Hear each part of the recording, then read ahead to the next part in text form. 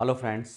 अभी जैसा आप लोगों ने न्यूज़ में सुना होगा कि बांग्लादेश के प्रधानमंत्री तारिक रहमान इन्होंने हाल ही में मलेशिया और चीन की यात्रा की है।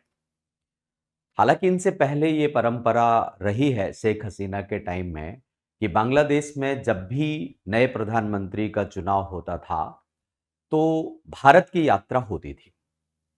लेकिन अभी इन्होंने मलेशिया को पहले नंबर पर चुना और इसके बाद वहीं से वो चीन की यात्रा पर गए। तो ऐसी स्थिति में बहुत सारी अ, परिस्थितियां जन्म लेती हैं। कूटनीतिक दृष्टिकोण से इसको समझना बहुत जरूरी हो जाता है। ये देखना बहुत जरूरी हो जाता है कि भारत के लिए इसका क्या संकेत है। तो आइए हम इस पर चर्चा करते हैं कि प्रधानमंत्री बनने के बाद तारिक रहमान ने अपना पहला विदेशी दौरा भारत की बजाय मलेशिया और चीन का क्यों किया। यह निर्णय केवल एक यात्रा नहीं होता, बल्कि दक्षिण एशिया की बदलती भू राजनीति का संकेत भी माना जा रहा है।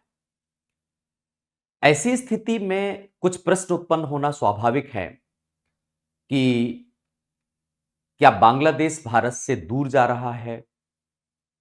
क्या चीन ने भारत के पड़ोस में अपनी पकड़ और ज्यादा मजबूत कर ली है? या फिर यह केवल बांग्लादेश की घरेलू राजनीति और उसकी आर्थिक मजबूरियों का परिणाम है कि तारिक रहमान चीन की यात्रा में भारत से पहले गए। आज हम इन प्रश्नों का जवाब तलाशने की कोशिश करेंगे। आज हम समझेंगे तारिक रहमान के इस दौरे का महत्व क्या है, भारत पर इसका क्या प्रभाव पड़ेगा, आखिर बांग्लादेश से नजदीकी बढ़ाकर चीन क्या हासिल करना चाहता है। मतलब चीन की रणनीति आखिर है क्या। आज हम यह भी समझने की कोशिश करेंगे कि बांग्लादेश की घरेलू राजनीति का उसकी विदेश नीति पर क्या प्रभाव है और भारत अब आगे क्या कर सकता है, भारत को आगे क्या करना चाहिए। इन सभी मुद्दों पर हम लोग चर्चा करेंगे। तो सबसे पहली बात जो घटना का कॉन्टेक्स्ट है कि प्रधानमंत्री बनने के बाद पहली बार 21 और 22 जून को बांग्लादेश के प्रधानमंत्री तारिक रहमान ने मलेशिया की यात्रा की और इसके बाद 23 से 25 जून तक वे चीन की यात्रा में रहे। ऐसा नहीं है कि भारत ने तारिक रहमान को इनवाइट नहीं किया था। तारिक रहमान को फरवरी महीने में भारत के प्रधानमंत्री श्री नरेंद्र दामोदर दास मोदी ने नई दिल्ली आने के लिए न्योता भेजा था। हालांकि रहमान ने इसके बावजूद मलेशिया और चीन को प्राथमिकता ज्यादा दी। उनके अपने परिस्थितियां होंगी, उनकी अपनी समस्याएं होंगी, उनकी अपनी कूटनीति होगी। लेकिन यहां से पूरे दक्षिण एशिया में कूटनीतिक चर्चा शुरू होती है और कूटनीतिज्ञों के मस्तिष्क में एक नई ऊर्जा संचालित होती है। तो आइए सबसे पहले हम ये देखें कि तारिक रहमान की इस यात्रा का अर्थ क्या भारत का विरोध करना है या कुछ और। जहां तक मेरी समझ है तो यह कहना कि तारिक रहमान की इस यात्रा का उद्देश्य भारत का विरोध करना है पूरी तरीके से सही नहीं है। लेकिन यह बात तो सच है कि विदेश नीति में किसी प्रधानमंत्री की पहली यात्रा हमेशा प्रतीकात्मक होती है। लेकिन ऐसा भी नहीं है कि पहली यात्रा से ही भविष्य के संबंधों की रणनीतियां तय हो जाती हैं। मतलब पहली यात्रा मात्र से पूरे संबंधों का निष्कर्ष निकालना मेरी नजर में उचित नहीं होगा। तारिक रहमान का यह निर्णय अनेक कारणों से प्रभावित हो सकता है। उनकी अपनी घरेलू राजनीति है, बांग्लादेश की आर्थिक मजबूरियां आजकल बहुत ज्यादा हैं। हो सकता है कि दक्षिण एशिया की रणनीतिक संतुलन में बांग्लादेश अब थोड़ा सक्रिय रूप से भूमिका निभाना चाहता हो। यह भी हो सकता है कि शेख हसीना की भारत में उपस्थिति के कारण से बांग्लादेश की बीएनपी नाराज हो, क्योंकि उन्होंने प्रत्यर्पण करने के लिए कई बार भारत से कहा है, लेकिन भारत ने उनका प्रत्यर्पण नहीं किया, तो स्वभावतः नाराजगी हो सकती है। बांग्लादेश नेशनलिस्ट पार्टी की ऐतिहासिकता को भी नजरअंदाज नहीं किया जा सकता। सामान्य तौर पर यह हुआ है कि बीएनपी का झुकाव पाकिस्तान की तरफ रहा है, और जो पाकिस्तान के संबंध चाइना से ज्यादा घनिष्ठ हैं, तो हो सकता है बांग्लादेश भी उस तरफ जाने की कोशिश करे। मतलब ये सिर्फ ये कह देना कि ये भारत का विरोध है, ऐसा नहीं है। ये बात बिल्कुल स्पष्ट दृष्टिगत हो रही है कि अनेक ऐसे कारण हैं जिससे बांग्लादेश ने यह निर्णय लिया कि उनके प्रधानमंत्री को पहले मलेशिया की यात्रा करनी चाहिए और इसके बाद उन्हें चीन जाना चाहिए। भारत के बारे में ऐसा कोई तय अभी नहीं है और ना ही बात हुई। तो एक एक करके हम कारणों पर चर्चा करें। सबसे पहला कारण जो बहुत महत्वपूर्ण है वो है बांग्लादेश की आर्थिक मजबूरियां। इस समय बहुत जटिलताओं से घिरा हुआ है। बांग्लादेश के पूर्व राजदूत रहे हैं एक हुमायूं कबीर। उन्होंने बांग्लादेश की आर्थिक मजबूरी का एक विश्लेषण किया है और बहुत हद तक उनका यह विश्लेषण बहुत सही भी है। बांग्लादेश की प्राथमिक आवश्यकता आज जियोपॉलिटिक्स नहीं है, बल्कि उसकी इकोनॉमी है। उसकी मुख्य चुनौतियां उसकी कमजोर अर्थव्यवस्था, विदेशी निवेश में हुई घटोत्तरी, वित्तीय सहायता प्राप्त करना, रोजगार बढ़ाना, निर्यात को बढ़ाना, ये सब चीजें बांग्लादेश की आज बड़ी मुसीबत है। और इन मुसीबतों से निजात पाने के लिए उसे चीन एक आकर्षक विकल्प नजर आया। तो एक शब्द में अगर कहा जाए कि अपनी आर्थिक मजबूरियों को दूर करने के लिए चीन की तरफ जाना बांग्लादेश की एक मजबूरी रही।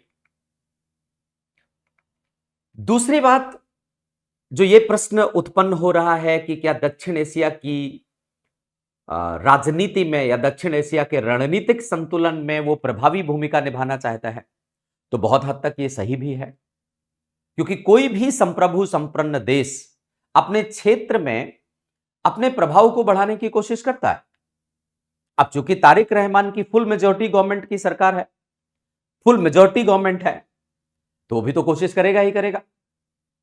मतलब जो ये कुछ लोगों का ये मानना है कि दक्षिण एशिया में प्रभावी भूमिका निभाने के लिए तारिक रहमान के नेतृत्व में बांग्लादेश चीन की ओर अधिक बढ़ रहा है, तो आंशिक रूप से इसे सच माना जा सकता है, लेकिन मैं इसे पूरी तरीके से सच नहीं मानूं। हां, एक बात जरूर है कि हम ये कह सकते हैं कि ये महज चीन की तरफ झुकाव नहीं, बल्कि ये एक strategic balancing with greater economic engagement toward China, ऐसा कहना ज्यादा सटीक लग रहा है। तो दक्षिण एशिया में वो इस तरीके का एक स्ट्रेटेजिक बैलेंसिंग की तरफ वो जाने की कोशिश कर रहा है।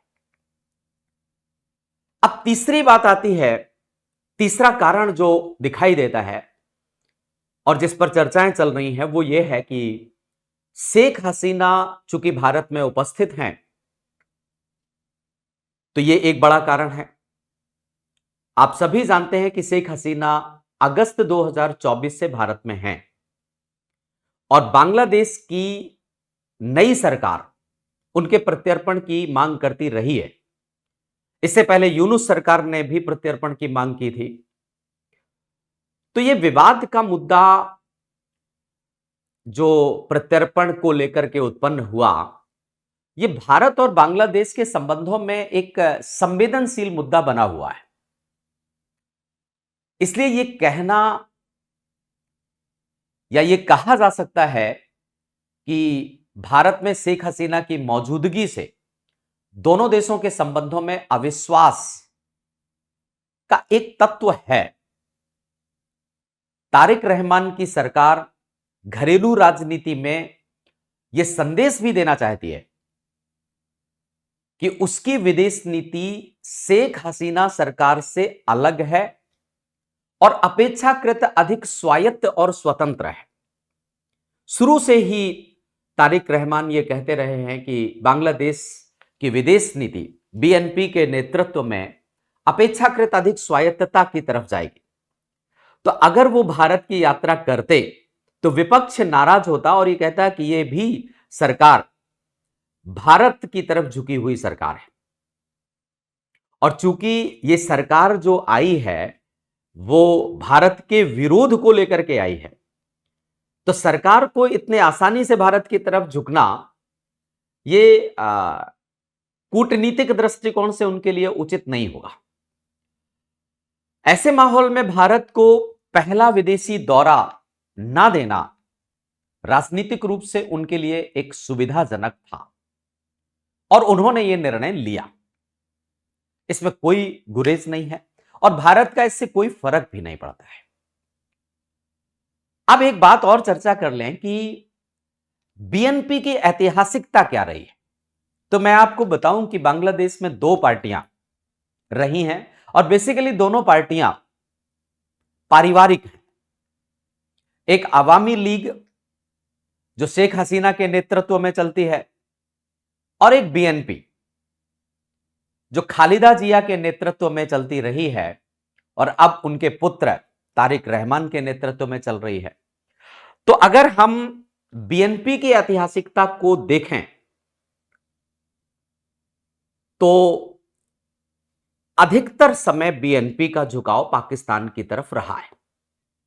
और चीन की बात अगर करी जाए तो चीन और बांग्लादेश ने 4 अक्टूबर 1975 को आधिकारिक तौर पर अपने राजनयिक संबंध बनाए थे 1975। और पहली बार जिया उर रहमान जो कि ये तारिक रहमान के पिताजी हैं, मतलब खालिदा जिया के पति, 1977 में जिया उर रहमान ने चीन की यात्रा की थी। उस समय वो बांग्लादेश में चीफ मार्शल लॉ एडमिनिस्ट्रेटर और चीफ आर्मी ऑफ स्टाफ के रूप में थे। इस रूप में उन्होंने पहली बार चीन की यात्रा की। मतलब बांग्लादेश के किसी उच्च अधिकारी की पहली यात्रा 1977 में हुई और वो व्यक्ति था जो बीएनपी का सूत्रधार था। तो बीएनपी ने ही चाइना की तरफ झुकाव रखा। दूसरी तरफ अगर हम तारिक रहमान की मां, मतलब बांग्लादेश की पूर्व प्रधानमंत्री श्रीमती खालिदा जिया, इनके बारे में चर्चा करें तो उन्होंने चीन की 9 बार यात्रा की है, जिनमें से 5 बार वो प्रधानमंत्री के रूप में चीन गई है। यानी तारिक रहमान के परिवार का चीन से शुरू से ही अच्छा संबंध रहा है। दूसरी तरफ भारत के साथ इस परिवार का अतीत बहुत अच्छा नहीं रहा है, यह बात भी ध्यान रखिए। और इसका कारण यह रहा है क्योंकि इनके विपक्षी दल अर्थात अवामी लीग जो कि शेख हसीना के नेतृत्व में संचालित होती थी और शेख हसीना मुजीबुर रहमान की पुत्री, तो उनका झुकाव भारत की तरफ रहता है। तो इस कारण से ऑब्वियस था कि ये पाकिस्तान की तरफ जाएं। तो ये भी एक कारण है। इतिहास को कभी कूटनीति में नजरअंदाज नहीं किया जाता और हमेशा इतिहास अपना स्थान बनाए रखता है। अब एक सबसे महत्वपूर्ण कारण जो आज बना हुआ है वो है बांग्लादेश की घरेलू राजनीति। तारिक रहमान की पार्टी लंबे समय से ये कहती रही है। मतलब लंबे समय का मतलब तारिक रहमान का तो 2024 के बाद से ही हुआ। और ये कहती रही है कि हम जब सत्ता में आएंगे तो एक इंडिपेंडेंट फॉरेन पॉलिसी बनाएंगे। और जब वो ये शब्द कहते थे कि इंडिपेंडेंट फॉरेन पॉलिसी बनाएंगे, तो उनका सीधा उद्देश्य होता था कि शेख हसीना ने बांग्लादेश की नीति को, बांग्लादेश की डिप्लोमेसी को भारत के पास गिरवी रख दिया था और अब हम स्वायत्त तरीके से अपनी नीतियां बनाएंगे। ऐसा नहीं है कि उन्होंने ये कहा कि वो भारत के विरोध में जाएंगे, लेकिन वो ऐसा कहना जरूर चाहते थे कि हमारी नीतियां भारत परस्त मात्र नहीं होंगी। तो अगर जब वो पहले से ऐसा कहते रहे हैं और अगर प्रधानमंत्री बनने के तुरंत बाद वे भारत की यात्रा करते, तो विपक्ष भारत समर्थक होने का आरोप लगा सकता था उनके ऊपर। अगस्त 2024 के पश्चात बांग्लादेश की राजनीति में भारत के प्रति अत्यधिक निकटता एक विवाद का विषय रहा है और आज भी है। 2024 से भारत और बांग्लादेश के बीच विवादों के कई कारण रहे हैं। वर्तमान में अगर आप देखें तो पुश बैक पुश इन का समस्या एक बड़ी समस्या है। ऐसी स्थिति में भी बांग्लादेश के प्रधानमंत्री का भारत आना, पहली यात्रा के रूप में भारत को तय करना, ये उनकी कूटनीति के लिए उचित नहीं होता, इसलिए उन्होंने वहां की यात्रा की।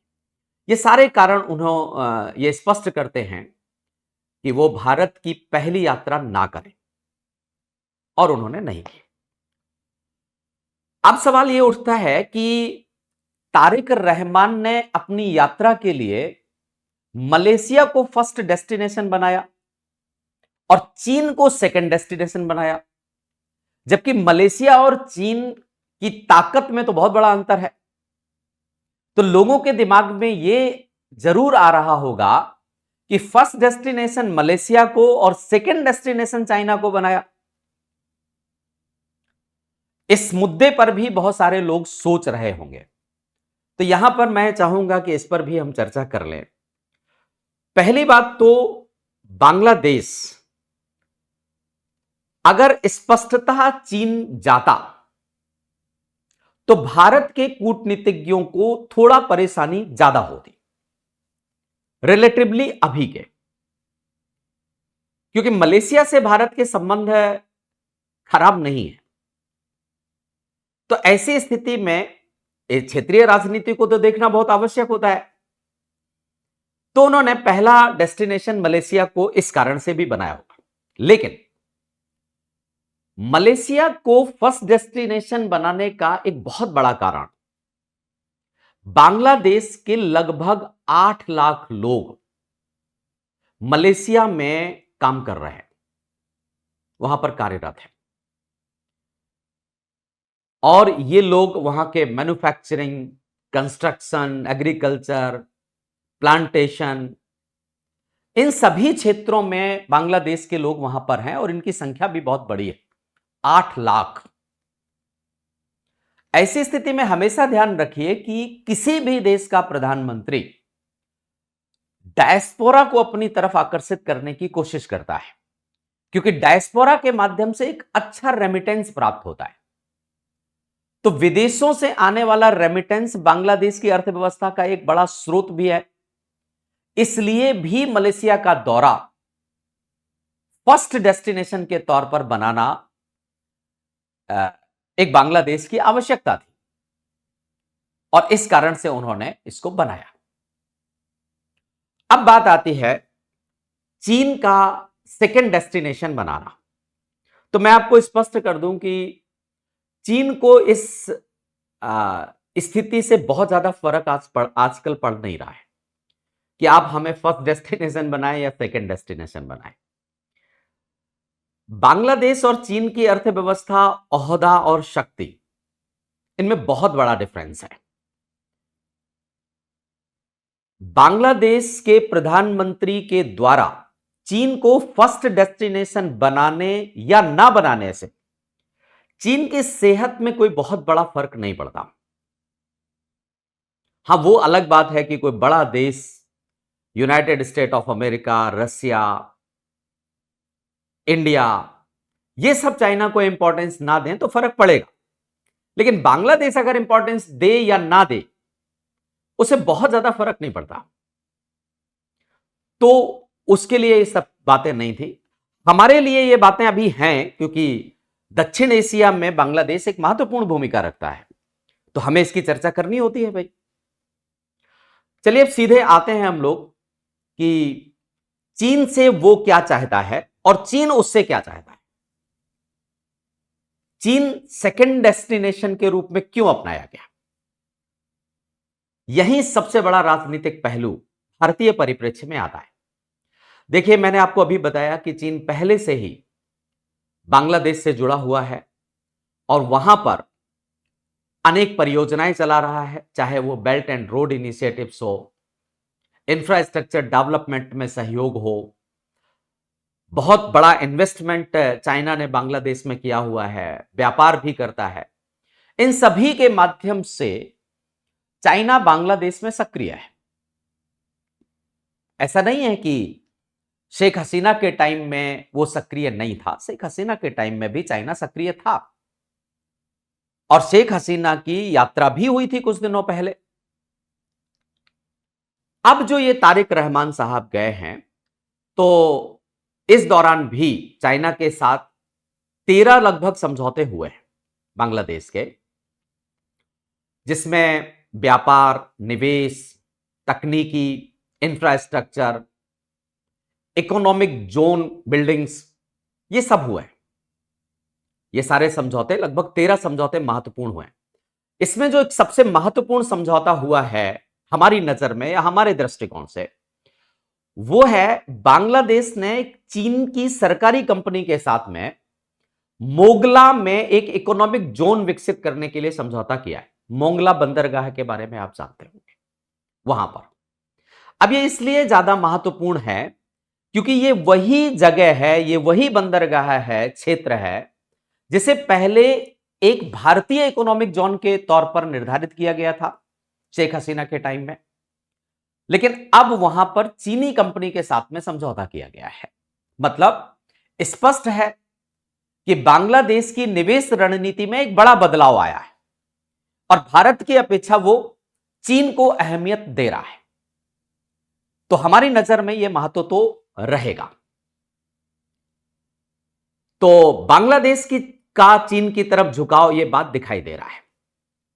अब बात आती है कि बांग्लादेश के साथ अपने करीबी संबंध बनाकर चीन आखिर क्या हासिल करना चाहता है।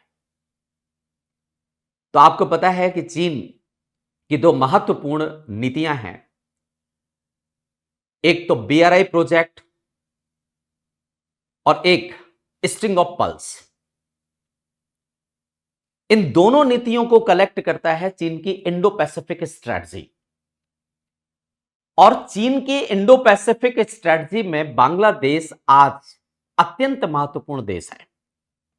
क्यों है यह महत्वपूर्ण देश? इसके कई कारण हैं।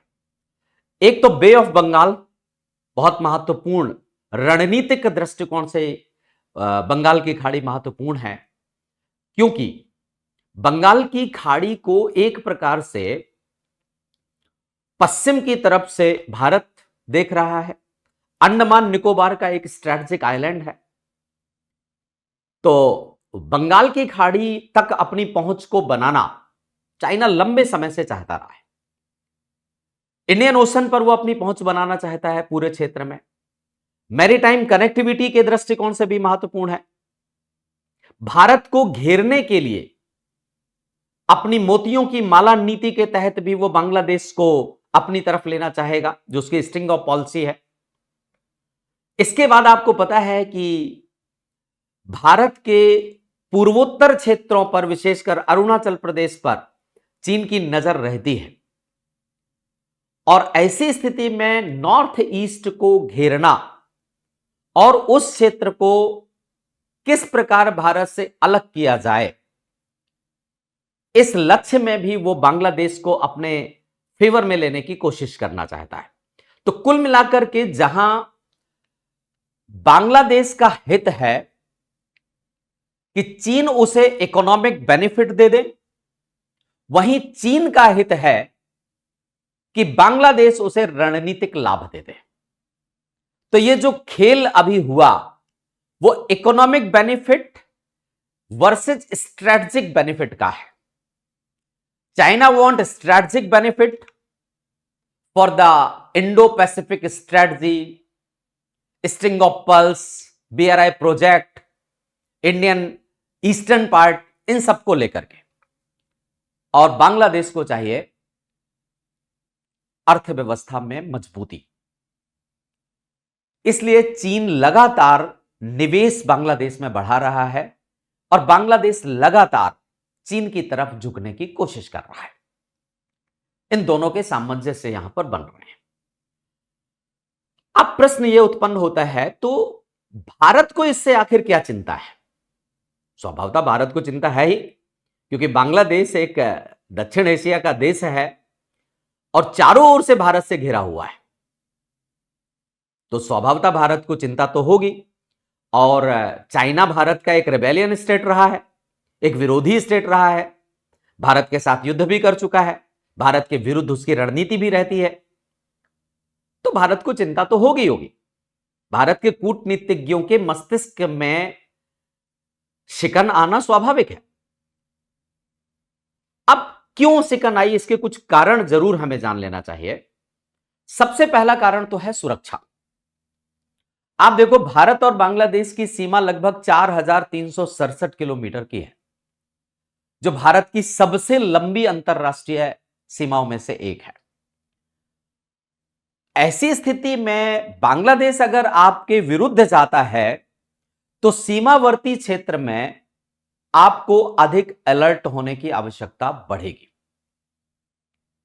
और पाकिस्तान और चाइना वहां पर नकारात्मक गतिविधियां जो भारत के विरोध में है उनको बढ़ा सकता है। तो इस कारण से महत्वपूर्ण है, इस कारण से चिंता होना स्वाभाविक है। नॉर्थ ईस्ट के क्षेत्र में जहां पर चाइना की हमेशा नजर रही है, और ये जो यूनुस साहब हुआ करते थे जब गए वो चाइना की यात्रा में, तो उन्होंने एक स्टेटमेंट भी दिया था कि हम बंगाल की खाड़ी के मुख्य गार्जियन हैं, और नॉर्थ ईस्ट के बारे में अपनी रणनीति भी डिस्कस की थी यूनुस साहब ने। तथाकथित एक doctor, research scholars, Nobel prize winner, उन्होंने अपनी रणनीति और कूटनीति का बखान किया था वहां जाकर के। तो उत्तर पूर्वी क्षेत्रों में चाइना की तरफ जाना एक स्वाभाविक सी बात है कि भारत को चिंता में डालेगा। इसके बाद नॉर्थ ईस्ट के प्रति भारत की बहुत सारी डिपेंडेंसी कनेक्टिविटी को लेकर के रही है बांग्लादेश के ऊपर, चाहे वो BBI प्रोजेक्ट हो, रेल हो, सड़क निर्माण हो, नदी मार्ग हैं, इन सभी में बांग्लादेश की भूमिका भारत के लिए रही है। तो भारत से बांग्लादेश की दूरियां बहुत अच्छी तो नहीं है। बंगाल की खाड़ी, अगर चीन का प्रभाव बंगाल की खाड़ी में बढ़ता है तो भारत की मैरीटाइम सिक्योरिटी प्रभावित हो सकती है। भारत को और अधिक संवेदनशील होने की आवश्यकता होगी। तो चिंताएं तो हैं भारत के पास, ऐसी बात नहीं है कि कोई चिंता नहीं है। लेकिन अब यह प्रश्न उत्पन्न होता है कि क्या बांग्लादेश की कूटनीति इतनी कमजोर हो गई कि बांग्लादेश सीधे चाइना की गोद में जाकर के बैठ जाएगा? मुझे थोड़ा ऐसी स्थिति में कम विश्वास है। यह सच है कि अगस्त 2024 से बांग्लादेश चीन की ओर झुका है, डॉक्टर यूनुस के नेतृत्व में और अभी तारिक रहमान के नेतृत्व में। हालांकि यह कहना बहुत ज्यादा जल्दबाजी होगी कि बांग्लादेश पूरी तरह से चीन के साथ वैसा ही हो जाएगा जैसा कि आज पाकिस्तान है। क्यों मैं ऐसा सोच रहा हूं? इसलिए क्योंकि बांग्लादेश की लगभग 94% सीमा भारत से लगती है। वो केवल एक देश है, छोटा सा टुकड़ा म्यांमार से उसकी सीमाओं का मिलता है। तो बांग्लादेश पूरे चारों तरफ से जब भारत से घिरा हुआ है, तो क्या वो भारत से शत्रुता लेने की तरफ जाएगा? ऐसा मुझे थोड़ा कम लगता है। मतलब एक तरीके से आप कहिए कि बांग्लादेश इंडिया लॉक्ड कंट्री है। एक महत्वपूर्ण कारण यह। दूसरा महत्वपूर्ण कारण, बहुत सारी चीजों में बांग्लादेश भारत पर निर्भर है, और वो ऐसी निर्भरता है जिसको चीन कभी पूरा नहीं कर सकता। चाहे वो इलेक्ट्रिसिटी की निर्भरता हो, ट्रेड की निर्भरता हो, कॉमन पीपुल्स के स्वास्थ्य की निर्भरता हो, ट्रांजिट की निर्भरता हो, सीमा सुरक्षा को लेकर के निर्भरता, पानी को लेकर के निर्भरता। जो भी नदियां हैं वो भारत से होकर के ही जाती हैं। और अब बांग्लादेश को यह बात पता भी होगी कि पाकिस्तान को मुसीबतों का सामना करना पड़ रहा है इंडस वाटर ट्रीटी के विधल करने मात्र से। तो पानी है, इन सब चीजों को लेकर के बांग्लादेश भारत पर निर्भर है। बांग्लादेश के कॉमन पीपुल्स की डिपेंडेंसी बहुत ज्यादा भारत पर है। तो ऐसी स्थिति में वो भारत को छोड़ करके अचानक चाइना की तरफ चला जाए, इसकी संभावनाएं थोड़ा कम है। तो अब यहां पर एक मजेदार बात आती है कि क्या फिर यह कहा जाना चाहिए कि तारिक रहमान का चाइना की तरफ चले जाने से भारत के साथ कूटनीतिक संबंध समाप्त हो जाएंगे, भारत के साथ बांग्लादेश शत्रुतापूर्वक व्यवहार करेगा? ऐसा बिल्कुल नहीं है। कूटनीति में इंतजार बहुत बड़ी चीज होती है और वो होना चाहिए। मालदीव के परिप्रेक्ष्य में आप एक बार ऐसा देख चुके हैं। यही वो मालदीव का जो मुइज्जू हुआ करते थे इलेक्शन के पीरियड में, और इलेक्शन के कुछ बाद चीन चीन का राग अलापते थे, लेकिन बाद में उन्हें जब लगा तो भारत के साथ मित्रता की तरफ आए और ऑलमोस्ट फिर से रिलेशन वैसे ही बन गए जैसे 16 के पीरियड में हुआ करते थे। मुझे लगता है कि अब ये बात की पहली यात्रा किस देश की होगी, उसको कितना इंपॉर्टेंस दिया जाएगा, किसी भी देश के लिए बहुत ज्यादा मायने नहीं रखता। अब एक मजेदार बात मैं आपको बताऊं कि अभी कुछ ही दिनों पहले मतलब एंड ऑफ द मे, शायद 30 मई के आसपास, म्यांमार के राष्ट्रपति मिन अंग भारत की यात्रा पर आए थे, और राष्ट्रपति बनने के बाद यह उनका पहला विदेशी दौरा था, फर्स्ट। ऐसे में क्या हमें यह मायने निकाल लेना चाहिए कि राष्ट्रपति मिन अंग भारत को लेकर के ज्यादा कमिटेड हैं? ऐसा मान लेना मेरी नजर से बिल्कुल गलत होगा, क्योंकि राष्ट्रपति मिन या म्यांमार को लेकर के देखें अगर, तो म्यांमार चीन पर जिस हद तक निर्भर है, उस स्थिति में कोई फर्क नहीं पड़ता कि वो पहले कहां जाता है और कहां आता है। तो मैं ये मान करके चलता हूं कि चीन का कोई दबाव नहीं रहा होगा बांग्लादेश के ऊपर कि पहले आप कहां जाओ, और ना ही भारत के किसी महत्वपूर्ण व्यक्ति ने इस पर कोई प्रतिक्रिया दी है कि आप चाइना चले गए तो हम नाराज हो गए। ऐसा कहीं कुछ नहीं है। ये सब कूटनीतियां बहुत पहले हुआ करती थी, लेकिन अब समय और परिस्थितियां बदल गई हैं।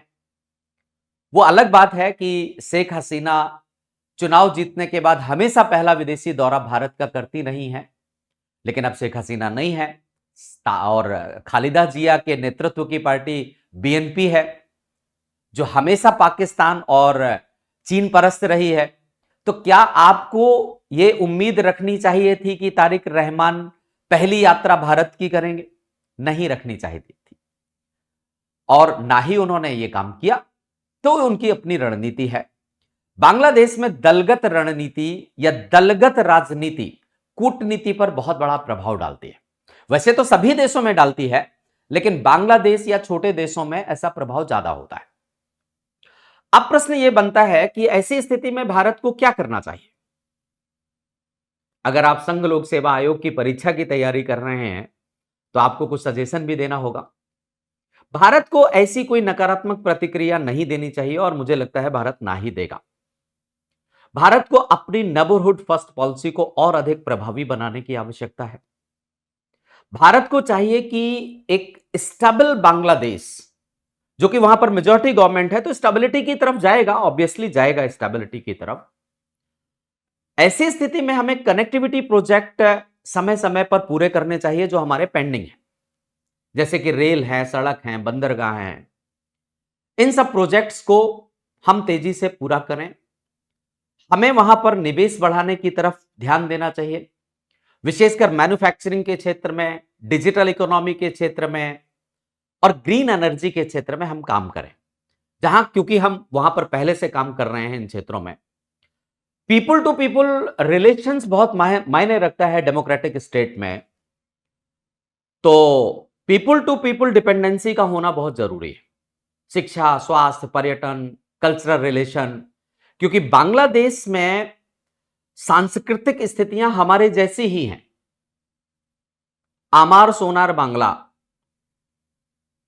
तो बांग्ला, एक बात यहां ध्यान रखने की आवश्यकता है कि अवामी खालिदा जिया की जो ये पार्टी है, मतलब तारिक रहमान की बीएनपी, ये बांग्ला नेशनलिज्म को बदल करके इस्लामिक नेशनलिज्म तक की तरफ ले जाने का कोशिश कर सकते हैं, और इसमें विपक्ष में बैठी हुई पार्टी बहुत महत्वपूर्ण भूमिका निभाएगी। तो भारत को यह कोशिश करना चाहिए कि सांस्कृतिक संबंध तेजी से रहें। अब ऐसी कोशिश भारत कैसे कर सकता है? पश्चिम बंगाल में कल्चरल रिलेशंस को और ज्यादा, या कल्चरल एक्टिविटीज को और ज्यादा बढ़ाने की आवश्यकता है। इसके बाद हमें बॉर्डर मैनेजमेंट पर काम करना चाहिए, अपनी सुरक्षा को ध्यान में रखते हुए स्मार्ट बॉर्डर्स बनाने चाहिए, इंटीग्रेटेड चेक पोस्ट बनाए जाएं, व्यापार सुविधाएं भी बढ़ाई जा सकती हैं अगर शांति स्थापित होती है। कुल मिलाकर के आप ये कहें कि अपनी सुरक्षा को ध्यान में रखते हुए बांग्लादेश के साथ सहयोग की रणनीति को अपनाया जा सकता है। तो ध्यान रहे, चीन बांग्लादेश के लिए केवल एक विकल्प नहीं है, अपितु सभी विकल्पों में से एक विकल्प है। तो इस बात को ध्यान में रख करके हम काम करें। 21वीं सदी में दक्षिण एशिया में प्रभाव केवल भूगोल से नहीं बनेगा, केवल जियोपॉलिटिक्स से नहीं बनेगा। दक्षिण एशिया में आज जिस चीज की जरूरत है वो है आपसी विश्वास, निवेश, विकास, साझेदारी। इन सबको जब तक नहीं बढ़ाया जाएगा तब तक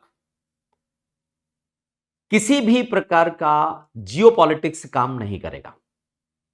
तो तारिक रहमान का पहला विदेशी दौरा केवल एक कूटनीतिक औपचारिकता नहीं है, बल्कि बांग्लादेश की घरेलू राजनीति, उसकी आर्थिक मजबूरियां, ये सारी बातें इंडिकेट करती हैं।